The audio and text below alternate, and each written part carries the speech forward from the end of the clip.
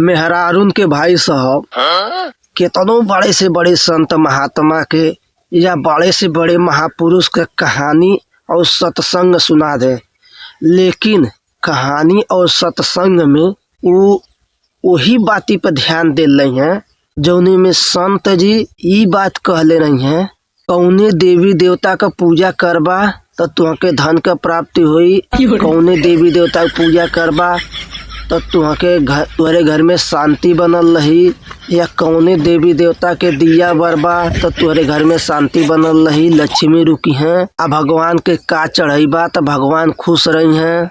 मतलब वही बाती पर विशेष ध्यान दे हैं जवन काम इनके खाली पूजा पाठ से हो जाए और बाकी कौनो काम करे के पड़े चाहे न करे के पड़े। वो हमें अगर साधु महात्मा कुछ और ज्ञान देहले हमें, जैसा सास ससुर के सेवा करे के, पति के सेवा करे के और घर के बड़ बुजुर्ग के बात माने के, समय से जाग के समय से अपन काम काज करे के, हमको सिखा दिया है। पे ध्यान नहीं दी है। वह हाल घर के बूढ़ पुरानियन के बा। अगर इहो लोग सत्संग और भागवत सुने जाई हैं तो खाली इतना सुनी है कि घर में पतोही के कैसे रहे के चाहिए और लइकन के कैसे बापे का सेवा करे के चाहिए, बापे का बात माने के चाहिए, यह कुल खाली सुनी है। लेकिन वो हमें जवन संत महात्मा शांत रहे वाला बात बतौले रही हैं कि बुढ़ापा में कैसे शांत रहल जाला, लइकन से कैसे बतियावल जाला, पतोही से कैसे बोलल जाला, घर का दिनचर्या कैसे बनावल जाला, वह पे जानला कि तनी भर नहीं ध्यान दी है। मतलब सत्संग सुने जाई हैं लोग तो खाली जवन दूसरे के अंदर कमी महात्मा जी बतौले रही हैं वह जानला कान पार के सुनने रही हैं, और जौन खुद के अंदर जे भागवत सुने गईल रहला और जे सत्संग सुने गईल रहला उनकरे अंदर अगर कोनो कमी बता दी है संत महात्मा, तब जानला ऊ बात घरे नहीं बताई है। और अगर कहीं ढेर कमी नजर आई तो भाई साहब कौनो बहाना मार के घरे घुसुकी हैं या वहाँ से डोल जाई हैं, तब इनके कर छावे लगला, तब नहीं सुनल है। जबले संत महात्मा दूसरे के बुराई बतावन है, घर में दूसरे आदमी के बुराई बताई हैं, तबले ये लोग बड़े ध्यान से सुनी है।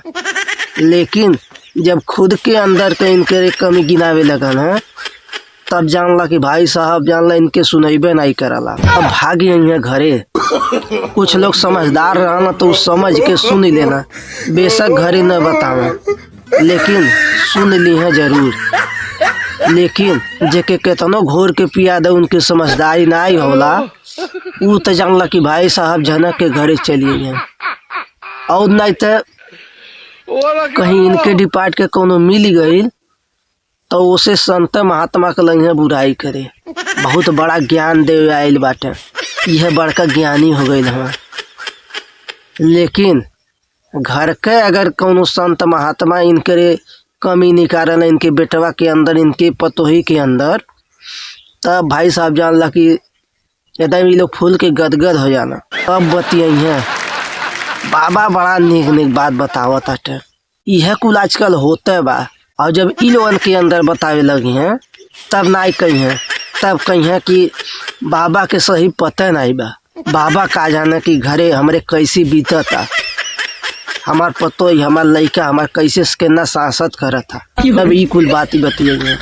मतलब ई नहीं सोची हैं कि गईल हैं सुने भागवत आ सत्संग तो बढ़िया से सुन लें, सही में हमरे अंदर वो कमी बा कि नहीं बा, या हमरे लइकन बच्चन में वो कमी बा कि नहीं बा, इतना दिमाग नहीं काम करी। लेकिन पतोही के और लइकन के अंदर कमी का बा, वो पे ध्यान बहुत जल्दी जाइए।